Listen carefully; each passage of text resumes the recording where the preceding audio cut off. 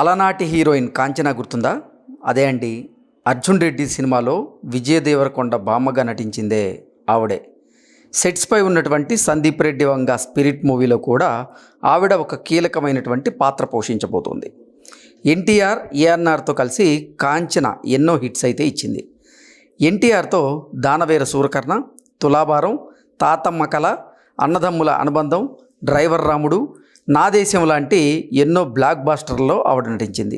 ఇక ఏఎన్ఆర్తో భక్త తుకారం, మహాకవి క్షేత్రయ్య, కార్యదర్శి లాంటి ఎన్నో సూపర్ హిట్స్లో ఆవిడ నటించింది.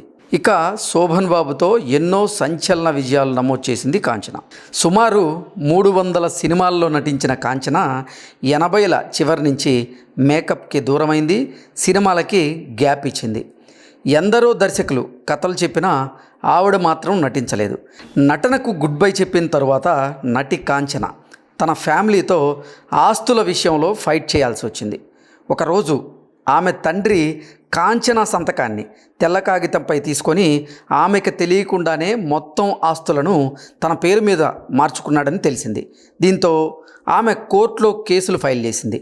ఎంతో పోరాటం తర్వాత ఆమె తన ఆస్తులను తిరిగి దక్కించుకుంది. కోర్టు ఆమె తల్లిదండ్రులకు వ్యతిరేకంగా తీర్పిచ్చింది.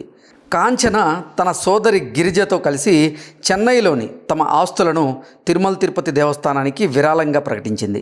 అప్పట్లో ఆ ఆస్తి విలువ 20 కోట్లని చెబుతారు. ప్రస్తుతం ఆమె ఇచ్చినటువంటి ఆస్తుల విలువ 100 కోట్లకు పైగా చేరి ఉంటుందని అంచనా వేస్తూ ఉన్నారు. తన ఆస్తి మొత్తాన్ని కలియుగ ప్రత్యక్ష దైవమైనటువంటి శ్రీవారికి సమర్పించి ఆమె ఆటోలో వెళ్ళిపోయిందట. ఇప్పటికీ కాంచన తన ప్రయాణాన్ని సాధారణ బస్సుల్లో, ఆటోల్లో మాత్రమే చేస్తారట.